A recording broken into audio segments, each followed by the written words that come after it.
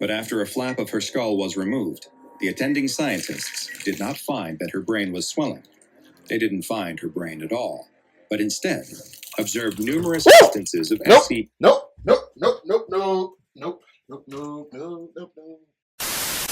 Later, in the void. What's going on, everyone? It's your boy Savvy, and welcome back to the Savvy Show. I hope all you guys are having a good Friday so far. And you guys already know Fridays, Dr. Bob, he dropped the SCP, so it's time for us to check it out. And this one looks pretty juicy, looks pretty cool, something out of the usual, but we shall see if it's something up to par. So this SCP is SCP-150, Body Stealing Parasite, Ship of Theseus. So I don't get the second part. I feel like that was like completely out of nowhere. Ship of Theseus. Yeah, I don't know how it correlates together, but we're definitely going to find out in this video. But Body Stealing Parasite, I wonder if it's going to be like some kind of like mutated tapeworm. Yo, that would be kind of crazy. But anyway, I can't wait to dive deep. So if you guys are excited for this reaction and future reactions, please remember to smash that like button if you do enjoy this reaction. And then also smash the sub button. Every video, guys, this is where we make our pit stop. This is where we pick up the stragglers. People, you know, window shopping. This is the time to hop in, 100% free. Tune in. I make reactions every day, SCP content. If you love it and you love my reactions, smash that red button. You won't regret it. Join the family because we want to keep it pushing. All gas, no brakes. And also remember, turn on post notifications as well so you know exactly when I'm dropping more heat. I'm telling you guys, I make multiple uploads a day frequently, so I hate for you guys to miss out on some, and YouTube doesn't always show you the videos, even if you're subbed. So that's just the extra step to catch the heat when it's live. So with that all out the way, let's not waste any more time and get this show started. Alrighty, SCP-150, Body Stealing Parasite, Ship of Theseus. Let's get it. A man wakes up with a start. Did something just bite him? He looks down at his hand. Something definitely bit him. Damn. He can see the red welt already forming. He looks around for the culprit, but can't find it anywhere. He really hopes he doesn't have bed bugs. Yo, that's the last thing he those needs suck. right now. He'll have to keep his eyes open for potential pests. He doesn't want this to happen again, since the spot is already starting to itch and feel uncomfortable. There's like something under his Couple skin. days passed, though, with no signs of other bugs. It must have just been a random insect that came inside his house to escape the winter cold. The spot on his hand felt a little rough for a day or two, but now he's pretty much forgotten all about it. Now what he really needs is some coffee before sitting down to another coding session. Wait, the spot's gone? The man is in his kitchen trying to make a fresh pot of coffee, but finds he's having a hard time. He's not so much making coffee as he is making a mess. What the fuck is that? Sorry, excuse my language, but what the hell is that? And where's his two other fingers? Oh, maybe he's like grabbing it like that, but like, what is that piece of wood or claw? And why is he not commenting on it, like being surprised? What the hell? He knocks his favorite mug onto the ground, breaking it, and decides that maybe he doesn't need coffee after all. A couple of nights later, as the man is watching TV, he starts to cough. Just a little at first, but then more and more. Is he turned to a bug? Get longer and deeper too, like they are coming from the very bottom of his lungs. He hopes he isn't coming down with something. What do you mean coming down with something? Don't you see your arm? Coming down with something. That's the least of your worries, bro. You got something going on. How is he acting so casual right now? His arm's a freaking insect arm right now. Oh my god. He hasn't left the house in days, so how could he have? Can bugs transfer colds? He'll have to look it up later. For now, he needs to do something about this cough. He won't be able to sleep if it keeps up. He needs to go get some medicine. The man gets bundled up and heads out. It's lightly snowing as he walks to the pharmacy, and he can't help but admire the way the moon hangs in the sky. Bro, a beautiful beacon of light on this dark winter evening. Inside the pharmacy, he finds the cold medicine section and picks out a cough suppressant. He takes it to the counter and decides to get a few candy bars, too. I hope the person that's at the counter will say, like, what the hell is wrong with your arm? Because this is just weird that he's not commenting on it. He's developed a real sweet tooth these last few days. The man starts to cough again. It's a good thing he's getting this medicine. Ew. Several more days pass, and the man isn't feeling any better. This cough just won't go away. Oh my god. He decides it's finally time to go see a doctor. As he sits in the doctor's office waiting room, he does his best to hold in his coughs, but he has a very hard time. The woman on the other side of the room is coughing too. Strangely, it actually makes him feel a little better. There must just be something going around. Watch it be the woman that sold him the stuff at the counter, and he got her sick or whatever with whatever he has. Yo. A nurse comes into the waiting room and calls his name. The doctor is ready for him. The man is sitting on the bed in the examination room. Y'all catch that? She has the same thing he has. The doctor is ready for him. Right there. Bro. I think that is the same woman. Oh my god. The man is sitting on the bed in the examination room when the doctor enters. He's looking over his medical records and doesn't even look up from his clipboard. He tells the man to take off his shirt so that he can be examined. Let's see your arms. Okay, let's see what the trouble is, the doctor says. He finally looks up at the man and screams. It didn't take long for the SCP Foundation to hear the reports of people's limbs metamorphosing into insectoid appendages, and they knew immediately what they were dealing with. And before we get further down the road, maybe there's a case where the human will think that his arm's a human arm, and he probably wouldn't see what is reality, which is, you know, him having an insect arm. So that could be a possibility. But if that's not, that's just stupid. I'm just straight up, that's just so dumb. How do you not know that you have an insect arm? And you go, bro. This was another outbreak of the parasitic limb-transforming insect known as SCP-150. Limb transforming. SCP-150 is an obligate parasite, meaning that it requires a host for the completion of its reproductive life cycle.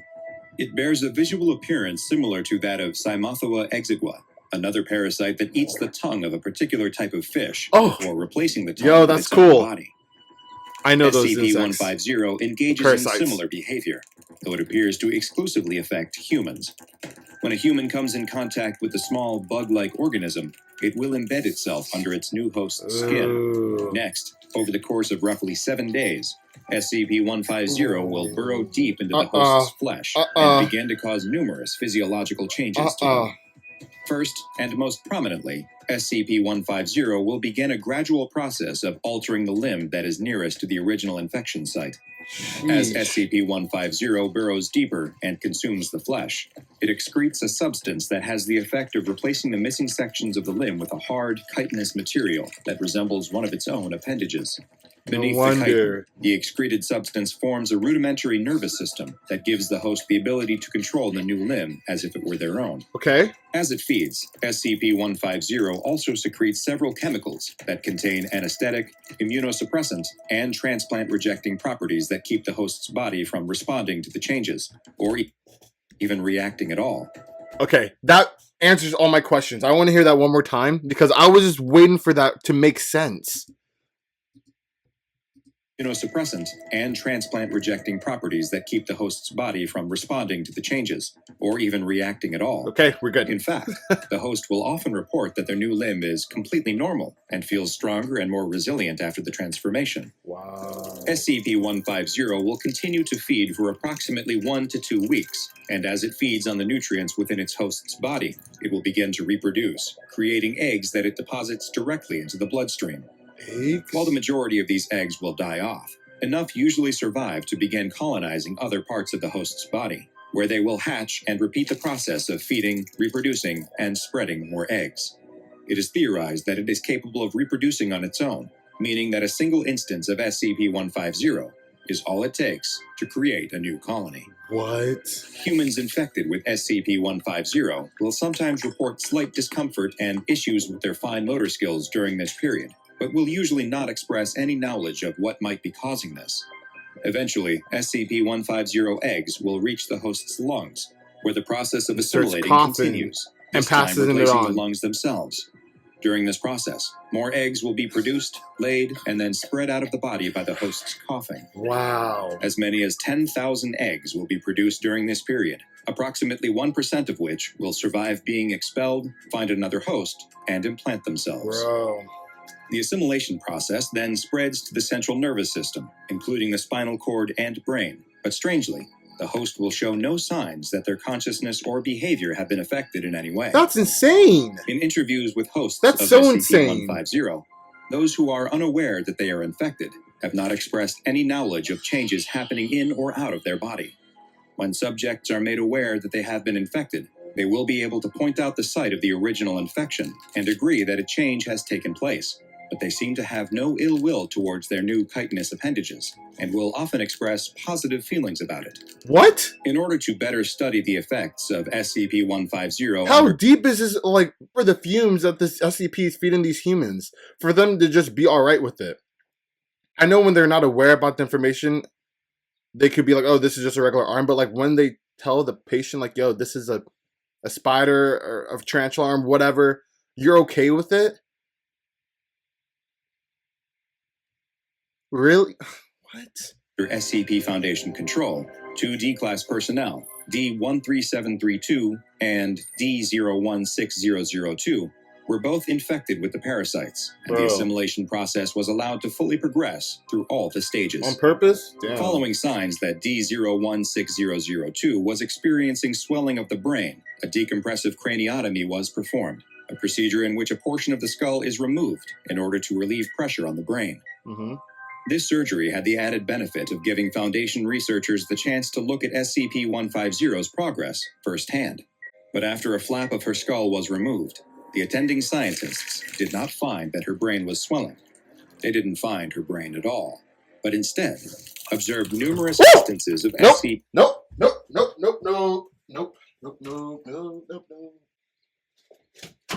Guys, I couldn't. I needed to like walk out for a sec. Yo, this is giving me flashbacks of the vermin god, bro. And that was in itself disgusting, but this is a whole nother level.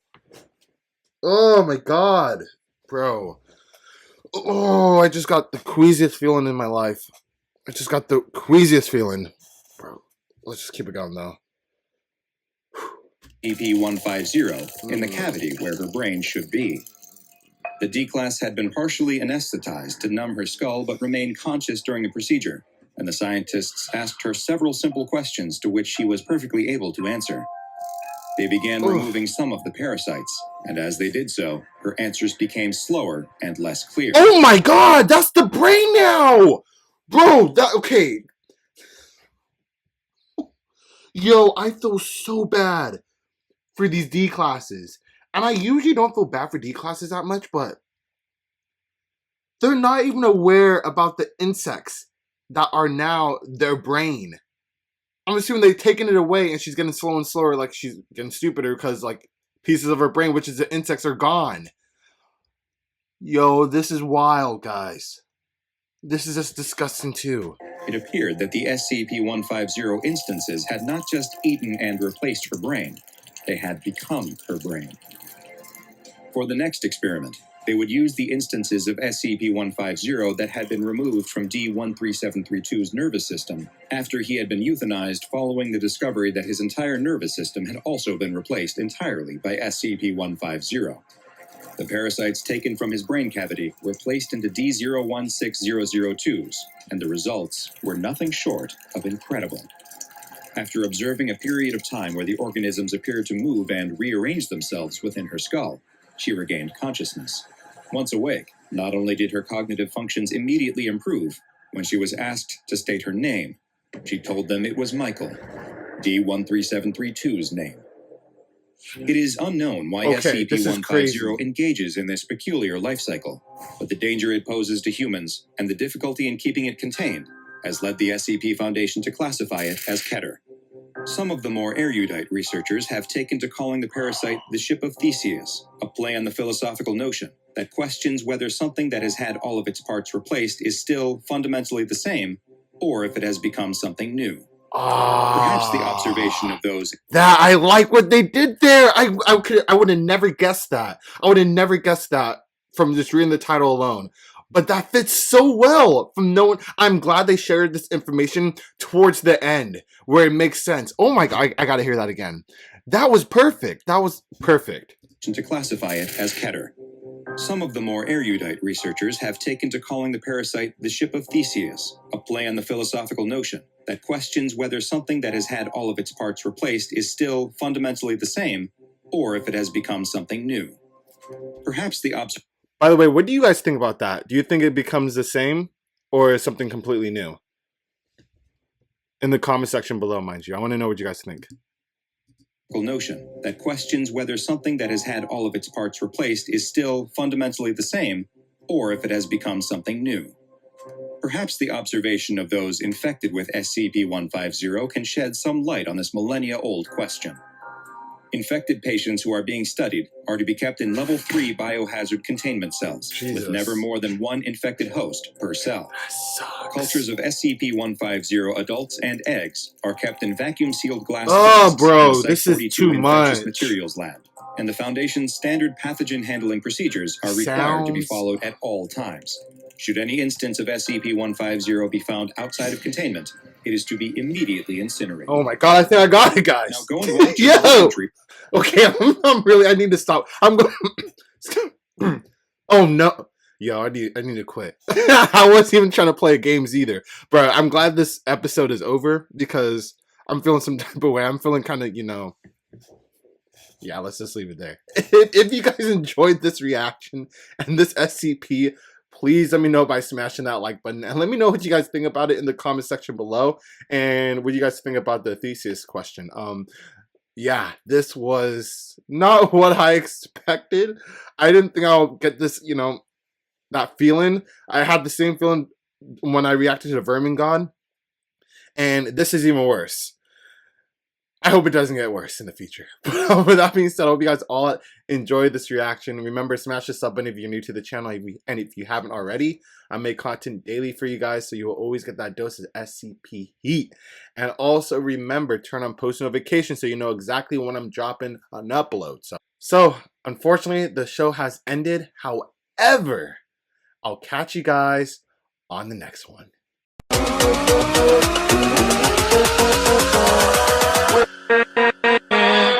With